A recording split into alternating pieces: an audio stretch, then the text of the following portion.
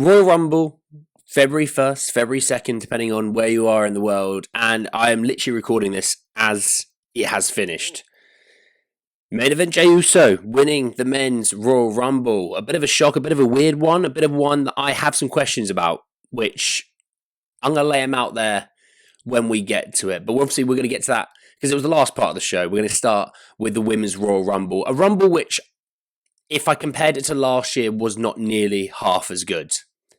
Obviously, fantastic to see so much representation from NXT, seeing Roxanne Perez all the way into the final, seeing Julia, Stephanie Vaquer, Lash Legend, Jada Parker, so many. It's great to see so many times, so many of the NXT roster like that, because I think sometimes you can do too much nostalgia. Sometimes you can do too much when it comes to bringing back legends. And, I think for a lot of us, we sat there going, well, we know Charlotte's coming back.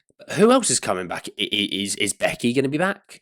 Is Alexa going to be back? Is AJ Lee going to appear? And only one of those three did appear, and it was Alexa Bliss, and it was the pop of the night, in my opinion. It was fantastic. I was so happy to see Alexa. She, hadn't lost a step whatsoever. Still looked $1,000,000 in the ring, and setting up potential feuds with Liv Morgan, which I think that's going to be fantastic. Obviously,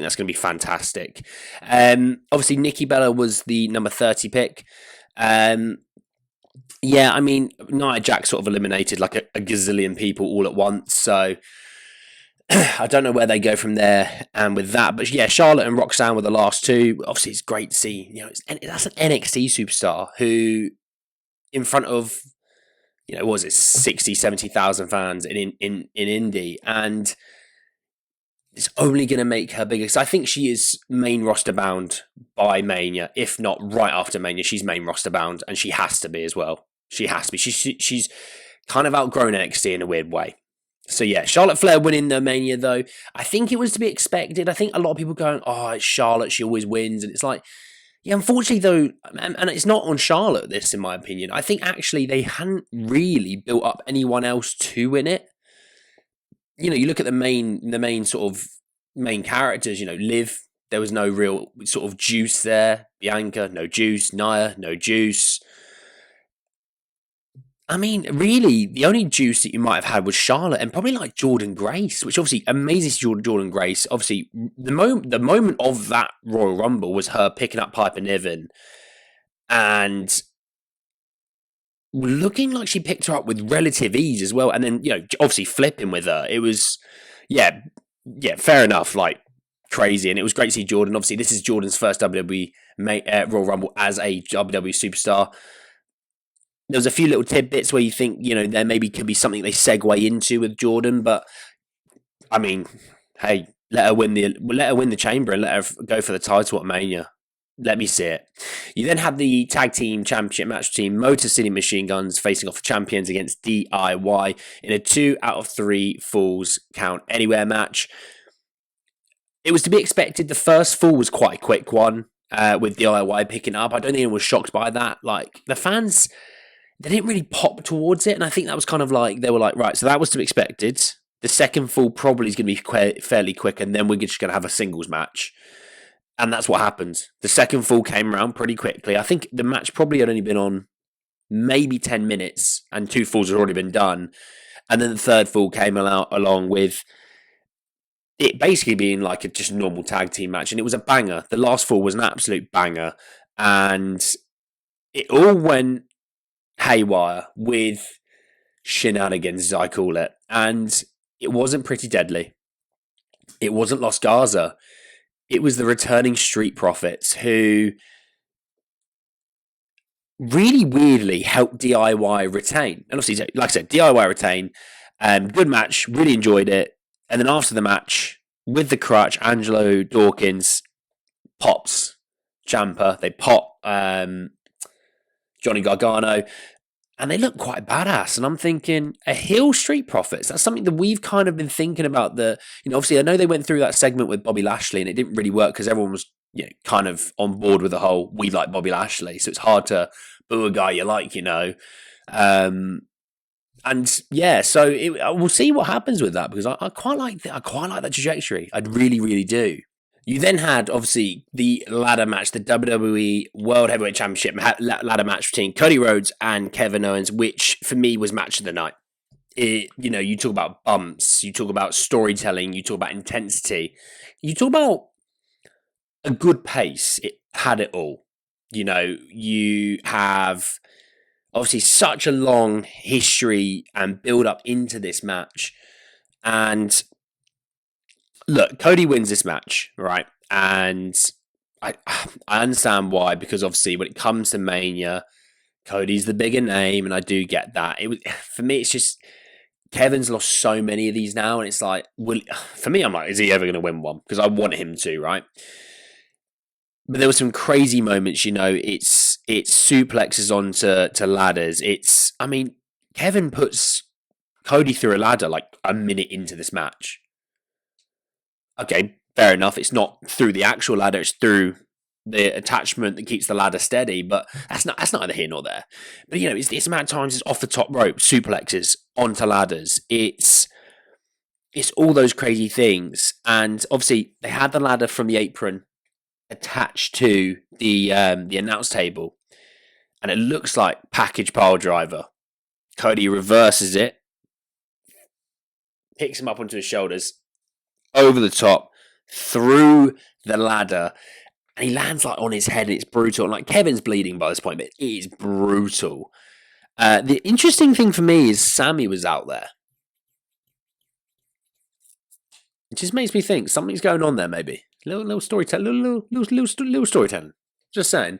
But look, it was a really great match. It was brutal, and I'm going to watch that match again because I really enjoyed it. But yeah, there you go.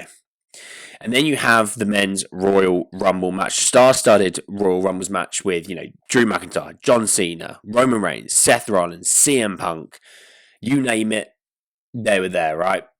It started off with Ray and Penta, Penta they gave a great showing to. Obviously, I know he didn't win it and he didn't last towards the last sort of few, but he was in there for so long. You can make a guy look amazing even though he makes it to number 20 sort of thing. You can still make them look amazing. Bron Breakker looked amazing. Jacob Fatu, Jesus Christ, looked incredible. Braun eliminating him, you can keep that rivalry going. I was a bit like, oh no, don't eliminate him. And then I thought, okay, I don't hate it. Because I never thought he was going to win it anyway, so I don't hate it. Bron Breakker spearing Roman Reigns, that was a bit of a pop. Everyone went wild for that. And obviously then Roman eliminating him just to get it back, which I understood that as well. And then it comes to Cena, and then it goes Punk, and then it goes Rollins, a trio of just main event megastars, right? And, Logan Paul's right at the end, LA Knight's right at the end, and it's all a bit chaotic. And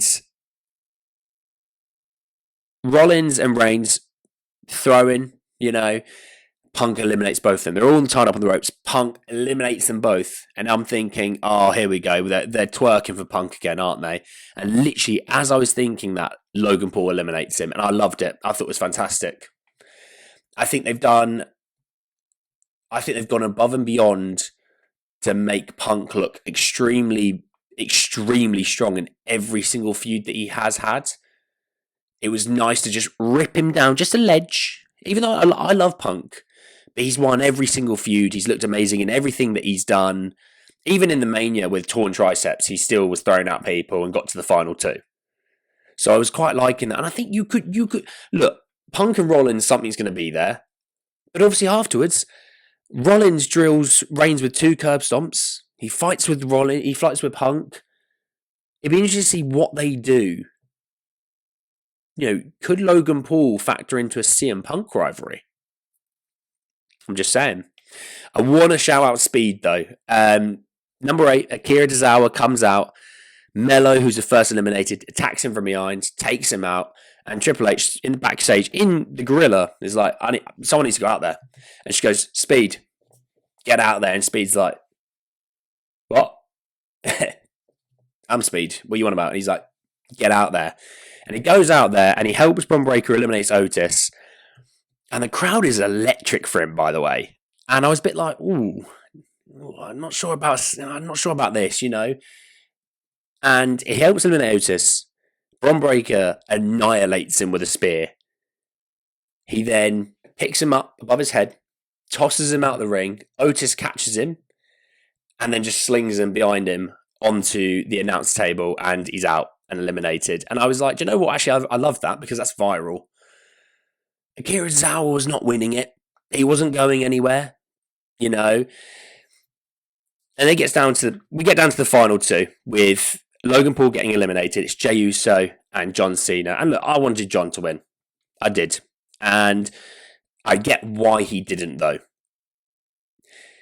But I also have a question, because Jey Uso's just lost that title match at Saturday Night Main Event against Gunther. And Cody beat Gunther. So I'm now thinking, Jey doesn't look strong. He just doesn't. He looks like a mid-carder who's just won the Royal Rumble to me. And I'm not saying John needed to win it. You know, I think John will win the Chamber. He'll go to WrestleMania. And I expect Jey to probably challenge Gunther. I expect. Because I think also you have to factor in Rollins was never challenged by Cody. You can't make this title 2 years in a row be the B-side title. So I think Jey will pick Gunther. And then I think Cena will win the Elimination Chamber. And I think he will take on Cody for that title. I mean, look, he doesn't have to win the Chamber. He doesn't have to win the title at Mania. It could be at SummerSlam. But that's just my thinking. So look, overall, really great. I really enjoyed the Men's Rumble. Amazing to see Joe Hendry as well, obviously. The pop was great and he deserved it. Wanted to see Jeff Hardy. Didn't see Jeff Hardy. Bit of a shame, but again, I understand it. Let me know your thoughts down below. And yeah, I'll speak to you all soon. Take care. Peace.